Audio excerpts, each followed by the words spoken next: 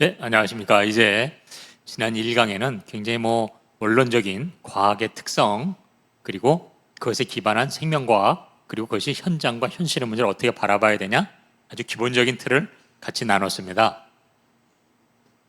저는 과학자지만 과학을 굉장히 좋아하는 이유가 그 과학이 가진 특징이고, 그러면 그것이 지금 현실, 그리고 그것이 접목되는 현장에 와 올 때, 그리고 우리는 생명을 얘기하는 거니까 첨단 생명과학이 결국 지금 우리가 바라봐야 될 어떤 대상인데요. 이번 강의에서는 그래서 지금 21세기의 가장 첨단 생명과학이 어떤 것일까? 몇 가지, 물론 첨단 과학이라고 하면 굉장히 많죠. 요즘 나노 테크놀로지라든지 혹은 별의별 거 이런 것들이 다 첨단입니다만, 우리는 생명을 다루니까 생명에 국한해서, 또 저도 생명과학을 했기 때문에 이제 거기에 국한해서 얘기를 하겠습니다만, 그 지점 한번 살펴보죠. 일단 지금 21세기 생명과학의 가장 메가 트렌드, 첨단 과학의 어떤 흐름은 크게 세 가지입니다. 첫째가 유전자 조작에 근간하고 있어요. 물론 이 세 가지가 다 얽혀 있어요.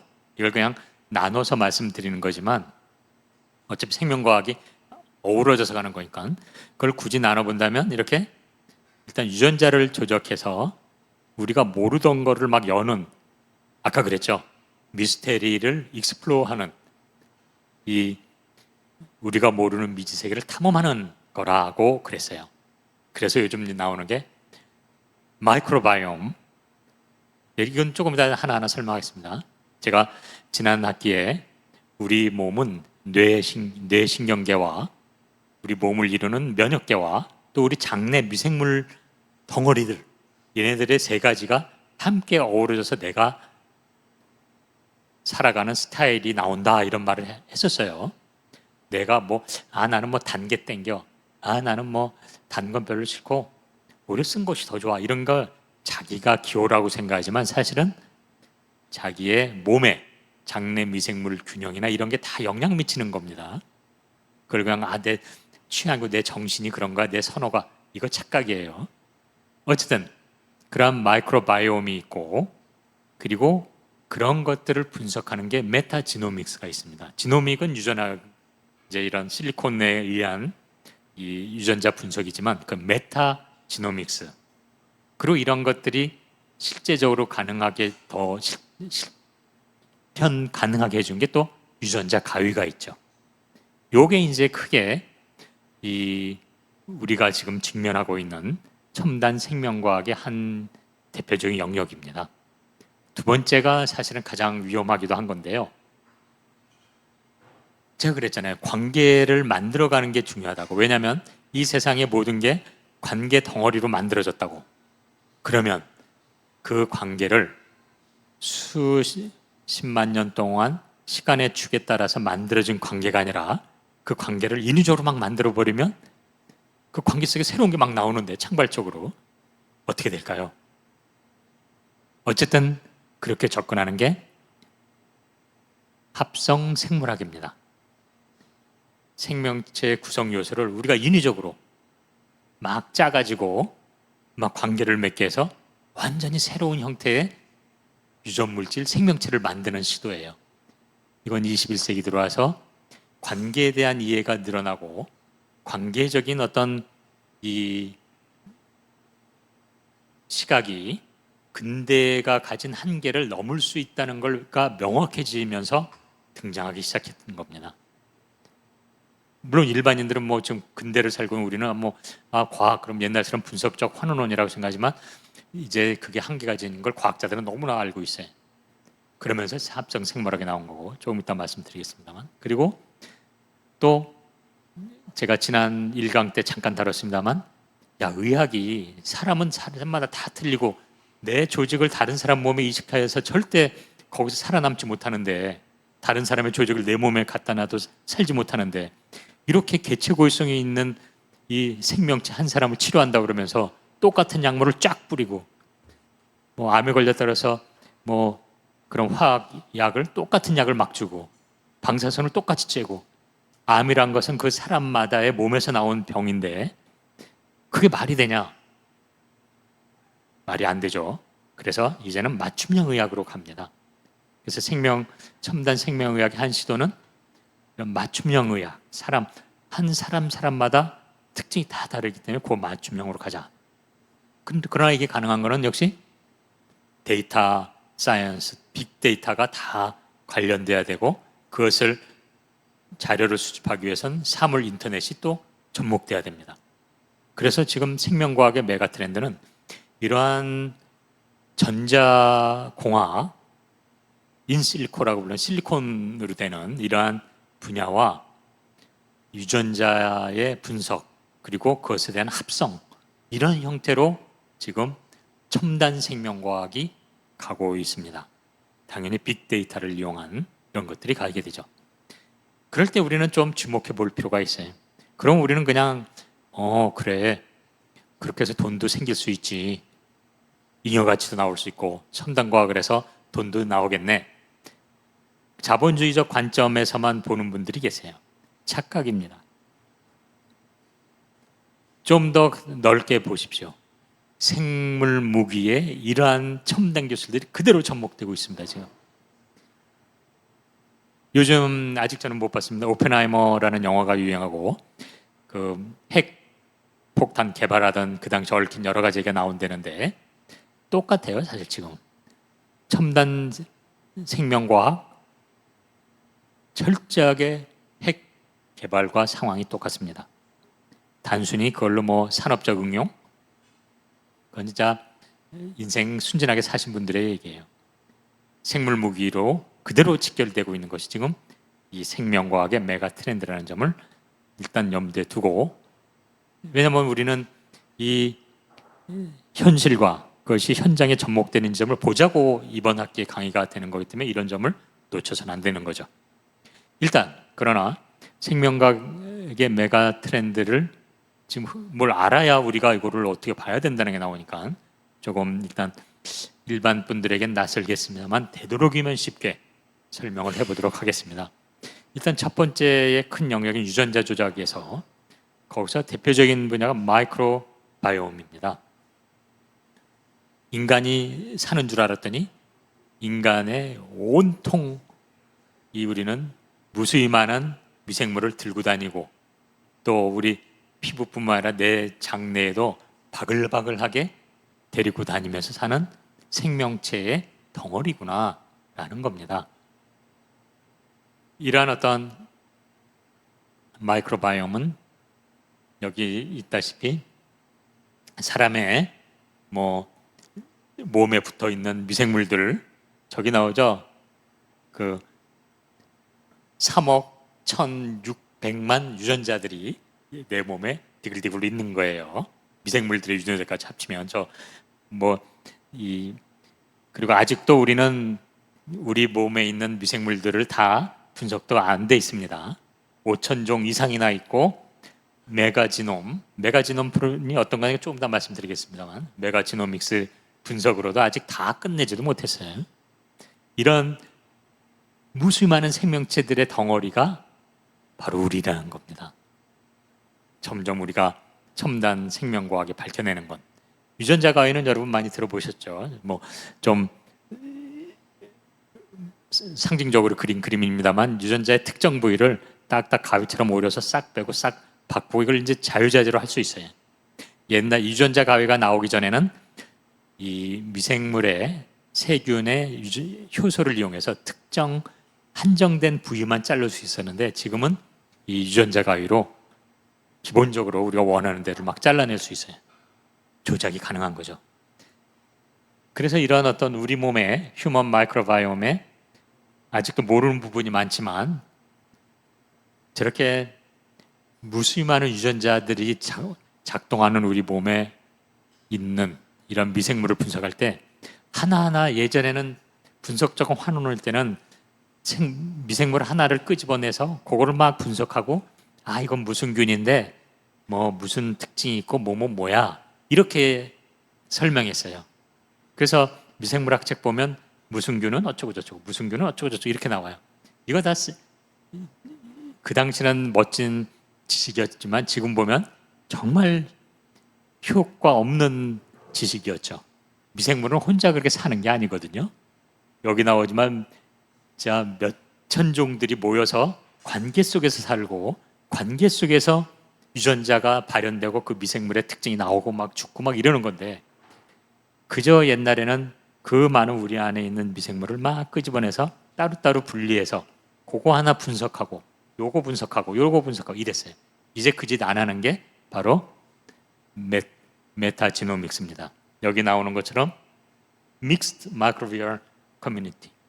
그러니까 그 어느 특정 장이면 장, 피부면 피부, 특정 지역에 그 왕창 있는 놈들, 왕창 들어있는 균체들에서부터 이렇게 그 DNA를 뽑아내서 분석하는 거예요.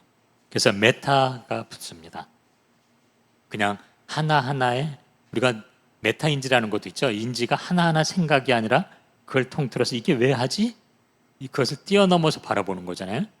그래서 이 메타지노믹스는 하나하나의 미생물의 분석을 이거 우리 몸에 너무나 많은 미생물이 많은데 더욱이 그게 중요한 게 아니라 복잡계 현상에서 보다시피 무수히 많은 미생물들이 관계 속에서 만들어내는 그 현상이 중요한 건데 그걸 옛날에 이런 지노믹스는 세균 하나하나를 분석한 거기 때문에 마치 된장찌개 맛을 이해하려고 된장 재료를 연구한 거랑 똑같은 짓을 한 거예요. 근데 메타지노믹스는 그래서는 안 되겠구나. 덩어리, 된장찌개라는 이 덩어리를 바라봐야지 어떻게 그 하나하나만 보니? 이래서 이 덩어리를 연구하는 게 메타지노믹스입니다. 뭐 그런 기본 개념만 이해하시면 돼요. 뭐 그걸 이 강의를 들으신 분이 뭐 이거 전공할 것도 아니니까. 그래서 충분히 이 메타지노믹스 단권의 함의를 이해하셨다면 이렇게 덩어리로 관계성에 의해서 만들어진 놈으로서 이제 접근하기 시작한 겁니다. 그리고 그것이 필연적이었던 건 우리 몸이 나라고 하는 인간 우유종이가 아니라 이렇게 무수히 많은 미생물로 뒤덮인 함께 관계 속에서 태어나서 죽는. 그러니까 여러분 혹시 장수 오래 살고 싶으시다면 나 혼자 뭐 하는 게 아니라 나를 이루고 있는 미생물들, 나를 이루고 있는 이 장내 미생물 포함해서 얘네들하고 어떻게 하면 잘 살까 이거 생각하셔야 돼요. 얘네들이 아이 싫어 나 좋은 관계 맺기 싫어 우리는 가는 거예요. 그냥 나 전혀 나라고 하는 게 존재하지 않습니다. 바로 불교적 관점이죠. 아상이라고 하는 건 너의 착각이다. 관계성 속에서 생겨났다가 쓰러지는 것이 생사일 뿐 그것에 집착한다는 게 얼마나 허망한 것을 많이 붙잡고 있는 거니? 라는 거거든요. 그래서 이 슬라이드 보는 것처럼 마이크로바이옴과 메타지노믹스에 의해서 우리가 알 수 있는 거 보다시피 이런 뭐 유전자, 환경, 뭐 먹는 거, 자기 생활 스타일, 뭐 우리 몸 안의 호르몬 밸런스, 인더스트리, 이 사업, 환경, 이 모든 게 그러니까 여러분 여기서도 착각하실 수 있죠. 일본에서 이 핵 오염수를 막 방류한다는 게 결코 그냥 뭐 바다에 흘러가는 건데 뭐 몇 년 흘려서 올 건데 뭐 이렇게 생각하는 것 자체가 굉장히 이 비불교적인, 비과학적인, 이 현실적인 생각인 거예요. 세상 만물은 다 얽혀 있는 겁니다.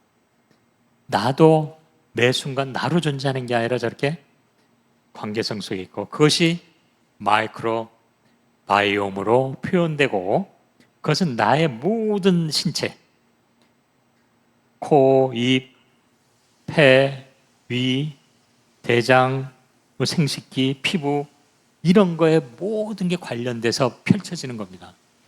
근데 어떻게 해고염수 나랑 상관없는데 뭐 혹은 그거 뭐 나중 일이지 뭐 인생 그렇게 생각하면 안 된다는 거죠.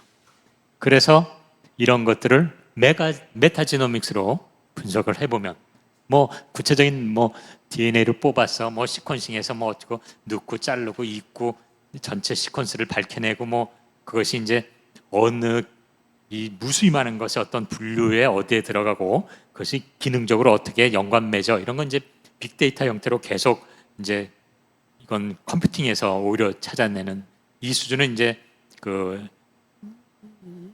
쉽게 말하면 앞으로 인공지능이 막 또 해줄 이런 영역입니다만 그래서 벌써 이게 유기체적 생명과 이런 컴퓨팅, 빅데이터를 다루는 이런 게 인실리코라고 부르죠.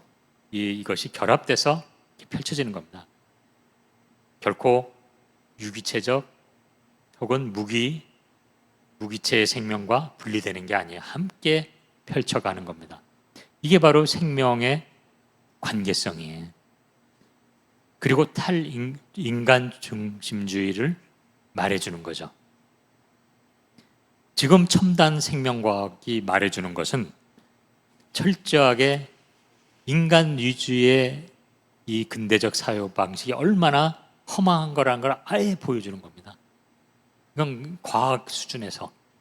그리고 과학을 하면 할수록 불교가 말하는 나라고라는 게 실체가 있어 이게 고정불변해서 가는 게 없구나라는 걸 명확히 할 수 있어요.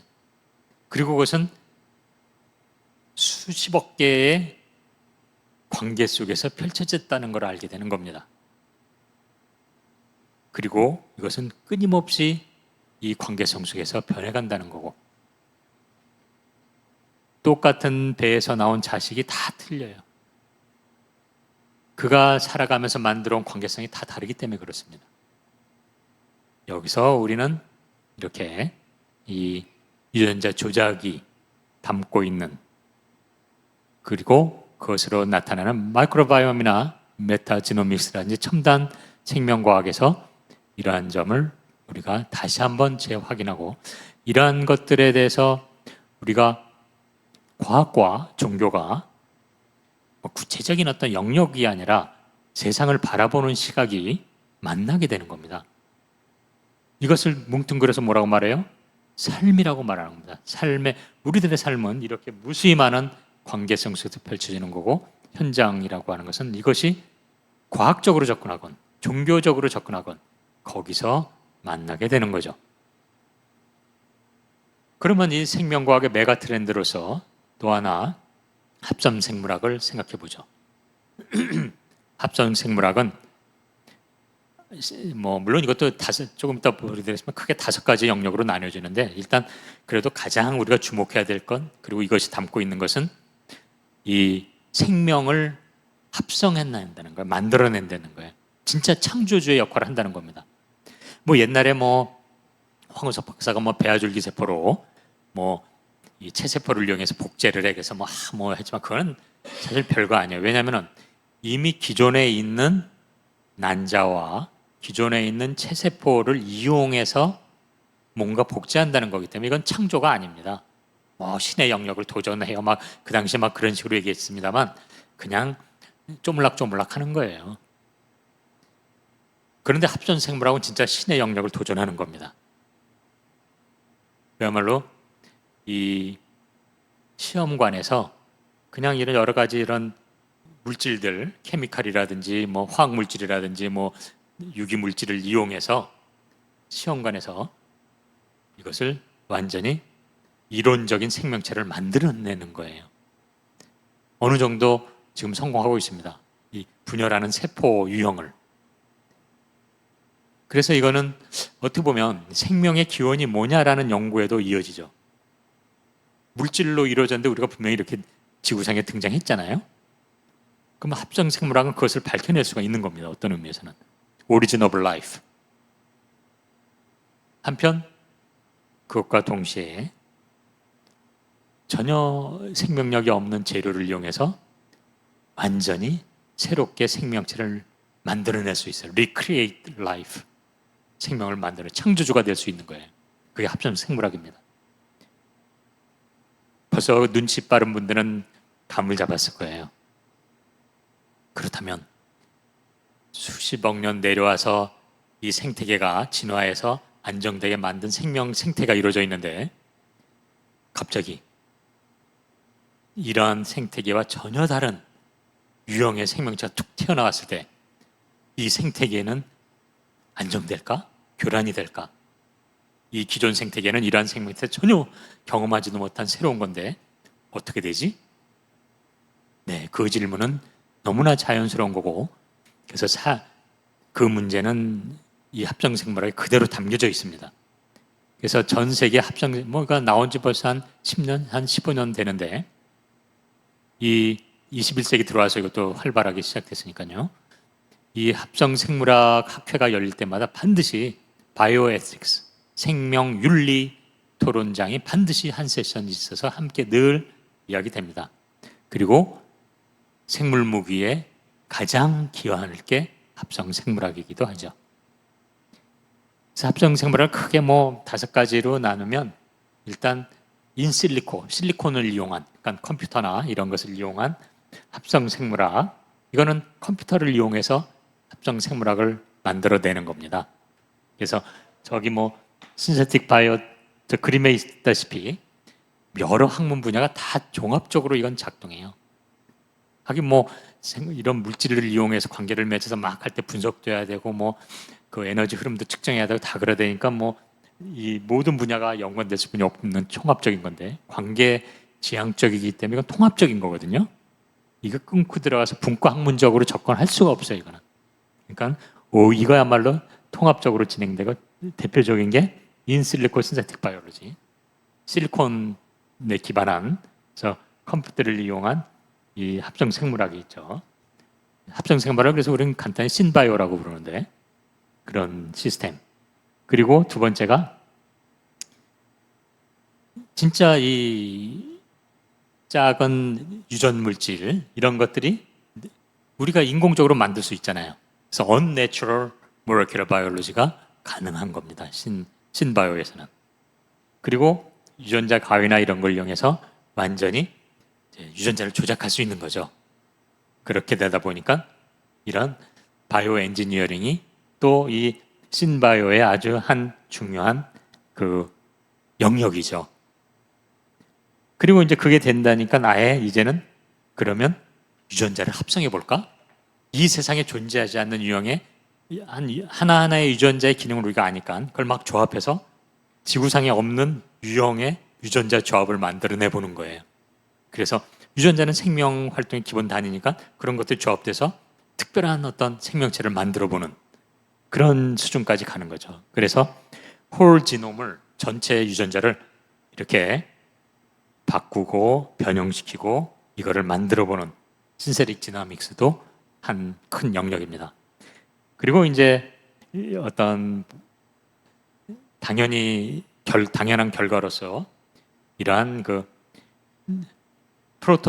프로토셀하면 세포가 이런 포유동물의 세포하고 세균들의 세포 좀 다르지만 기본적으로 세포가 하는 기본 공통된 그 기능이 있거든요. 그거를 아예 이런 여러 물질로부터 만들어 보는 거예요. 그래서 에너지가 들어가서 세포란 건 항상성을 유지하니까 항상성을 유지하면서도 분열할 수 있는, 어느 정도 수준이 되면 분열하는 것까지 지금 만들어냈습니다.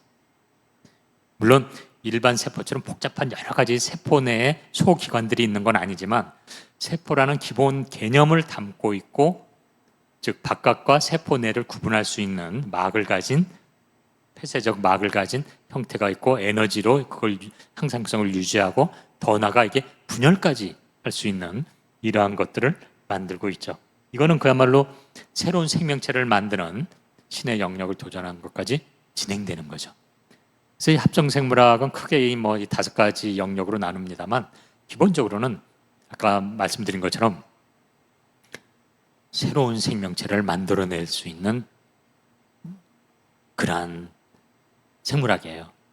생각해 보니까, 아니 그럼 그동안 그렇게 강조하고 근대과학은 관계를 끊고 들여다보는 분과학 문제라서 안 돼. 관계 지향적으로 가야지 제대로 볼 수 있어 라고 말했는데, 관계 지향적으로 가니까 지금 있는 생명체를 그대로 바라보는 것뿐만 아니라 그것을 조작할 수 있는 힘이 생기면서 어떻게 돼요? 완전 새로운 생명체를 만드는 거예요. 그래서 지구상에 없는, 예를 든다면 뭐가 좋을까요? 미세 플라스틱을 먹는 생명체를 만들어 보자. 생명체의 특징은 이게 시간이 지나면서 늘어나니까 좋은 거거든요. 당장은 짜고도. 그러면 긍정적인 걸로만 본다면 미세 플라스틱을 먹는 하고 우리 인간에게 너무 피해가 커. 미세 플라스틱 먹는 새로운 생명체를 만들어서 뿌렸어요. 그러니까 막 미세 플라스틱을 먹으니까 너무 좋았잖아요. 이런 식의 이제 관점이 있겠지만 그것이 또 생태계에 미치는 파급 효과는 우리가 생태계 관계망을 전혀 이해하지 다 알지 못하기 때문에 뭐 어떤 형태로 부작용이 나올지 모릅니다. 결국 관계지향적으로 뭐 가야 된다고 그러더니 관계지향적인 게 지금 또 시작되니까 그런 문제도 있네? 그러면 그 문제 이면은 뭐가 있는 거지? 바로 인간 지식에 대한 오만함과 탐욕이 있는 거죠. 그게 종교적 관점이 이런 데 접목이 돼야 되는 거예요. 첨단과학이 등장합니다. 원자폭탄 막 등장합니다. 그럴 때 이것이 어떤 방향으로 갈 건가? 그냥 당장 부분만 봐서 전체를 안 보고 관계성을 안 보고 부분만 봐서 당장 미세 플라스틱을 먹을 수 있대. 오, 너무 좋아. 이거 만들면 돈도 떼돈 벌을 수 있어. 빨리 이거 만들어야지. 이런 부분적인 인간의 지식과 탐욕이 연결되는 순간에 이러한 관계지향적, 우리가 그나마 계속 근대성을 넘어선 관계지향적인 과학이 필요하고 그런 시점이 필요하다 하지만 그건 역시 우리에게 치명적으로 작동할 수 있는 겁니다.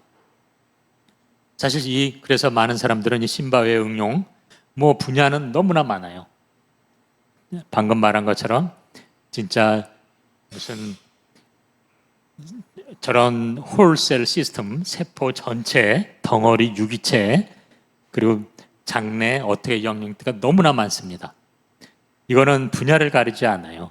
정말 이 합성 생물학의 이 가능성은 정말 무궁무진합니다. 제가 봐도 그래요. 왜? 이 세상에 있는 존재 이치를 그대로 흉내내면서 가는 거기 때문에 이 세상에 있는 모든 영역에 다 응용될 수가 있는 거죠. 하나하나 뭐 나중에 보시면 되겠습니다만.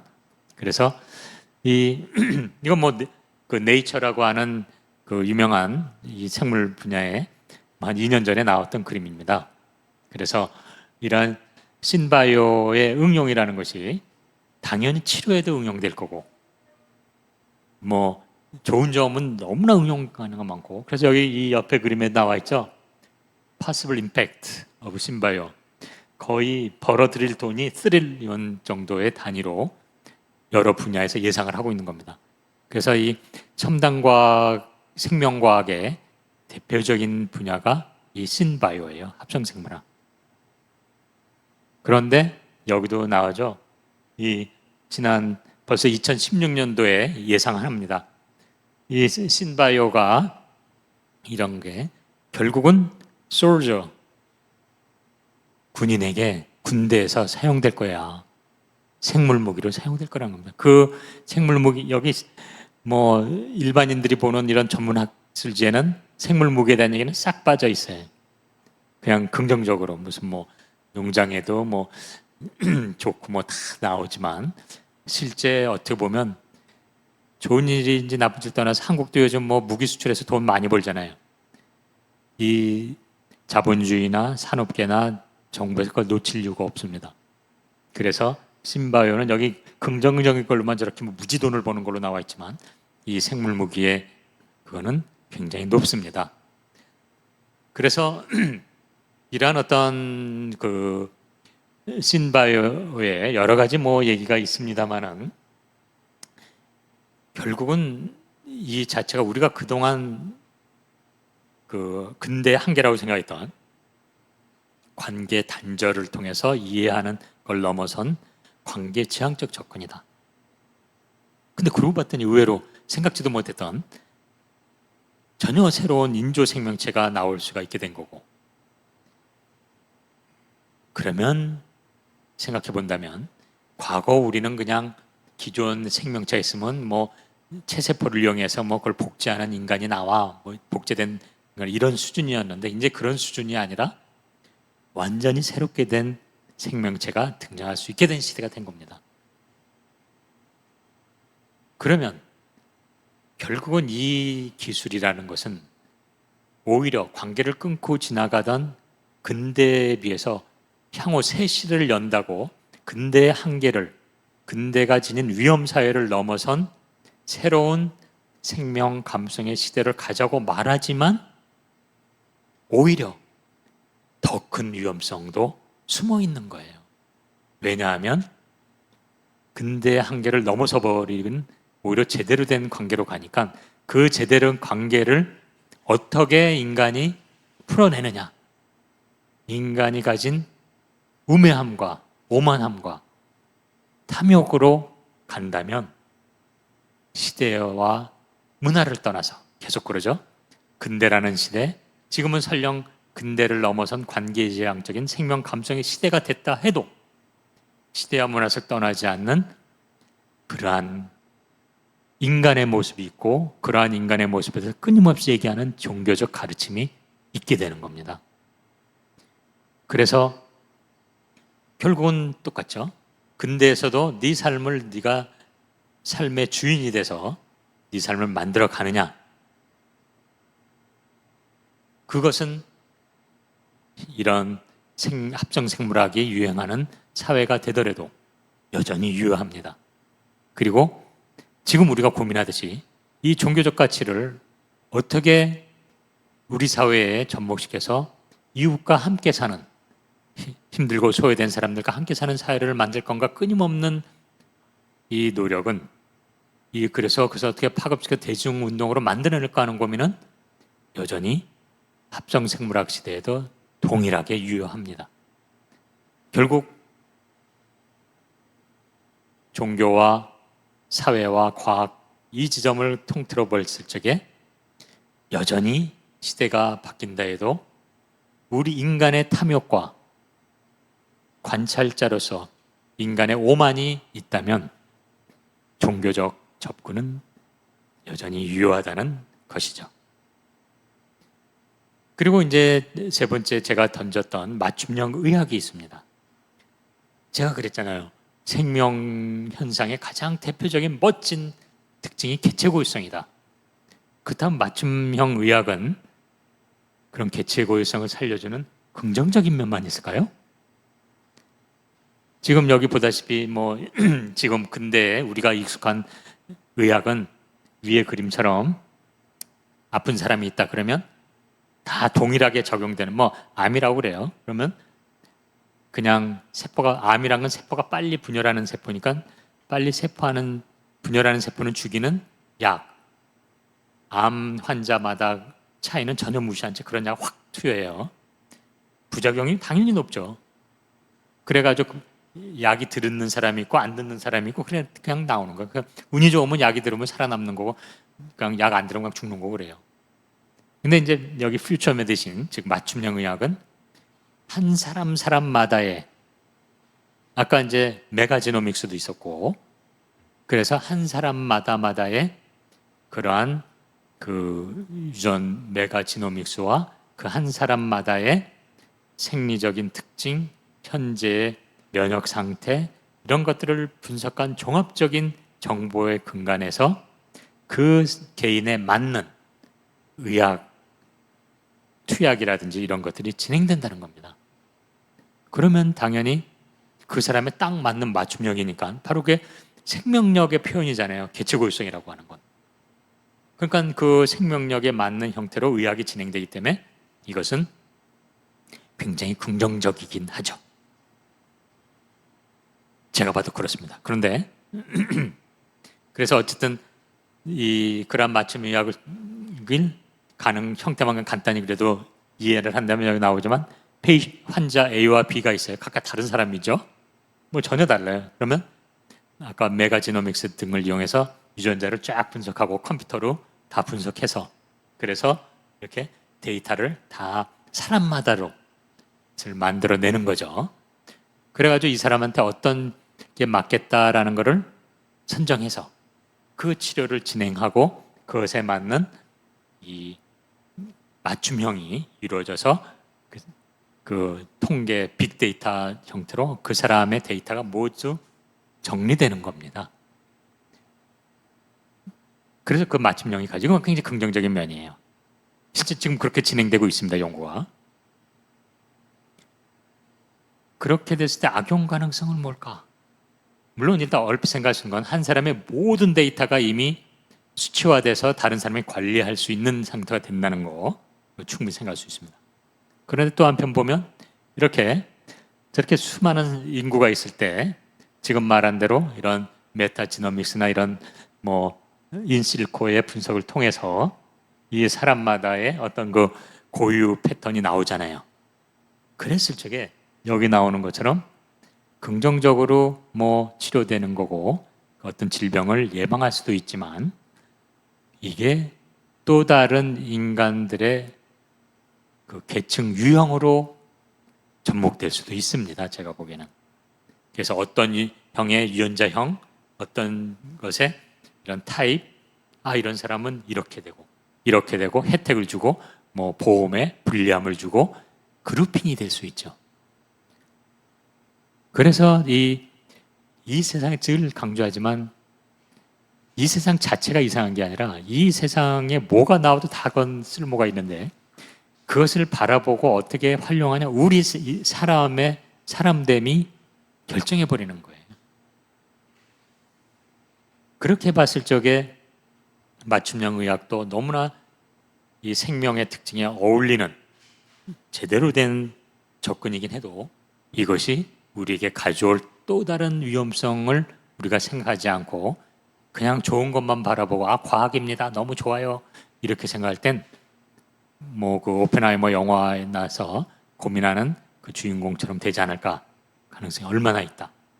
그리고 특히 우리가 놓치기 쉬운 것, 최소한 제 강의를 들으신 분이라면 이러한 첨단 생명과학이 삶의 현실 속에서 현장에 어떻게 나타나는가를 고민하고 그것을 왜 어떻게 종교가 불교가 보완을 해야 된다.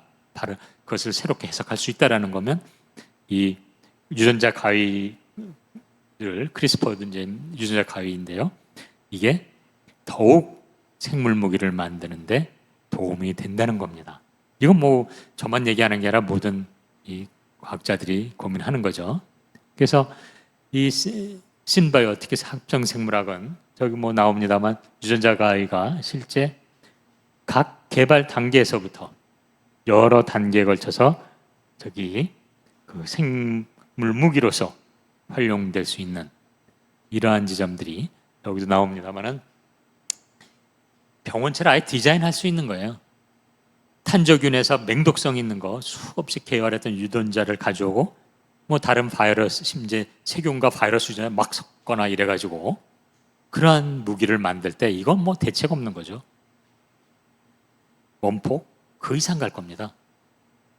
늘 말하지만 원폭은 반감기라도 있지 생물은 숙주를 통해서 끊임없이 증식해서 퍼져나가고 그런 목적으로 만든 게 생물 무기이기 때문에 이러한 어떤 그 지점에서 우리가 이 첨단과학, 첨단 생물과학과 불교적 시각이라는 것이 결코 첨단이란 말에 현혹돼서는 안 된다.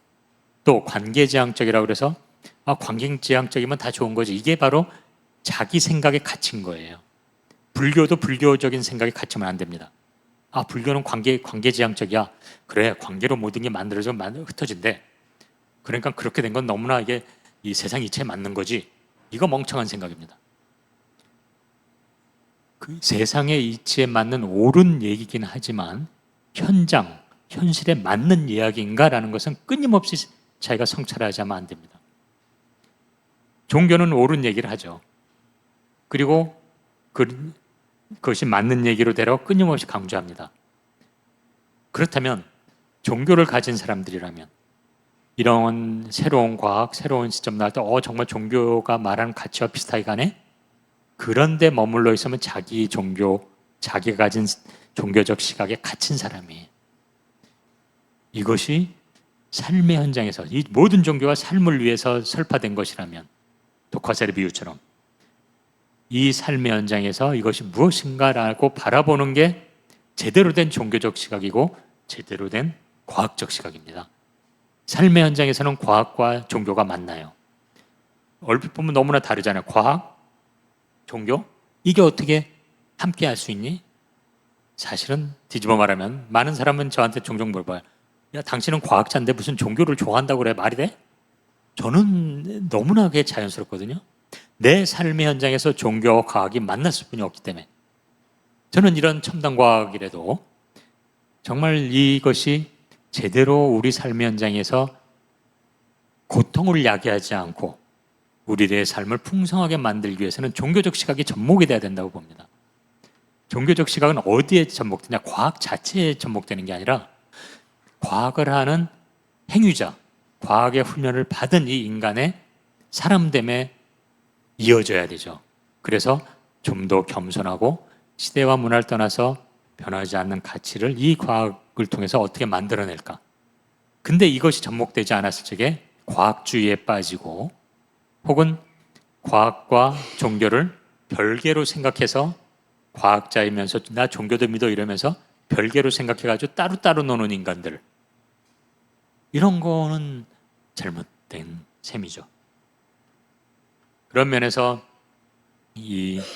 오늘 1, 2강 역시 전체 큰 틀이긴 했습니다만 지금 첨단 생명과학이라고 하는 것은 우리가 일반인들은 잘 느끼지는 못할지언정 진행 중입니다. 그리고 그것은 철저하게 자본주의와 생물무기의 형태로 펼쳐지고 있어요. 생물무기는 완전히 가려져 있습니다만.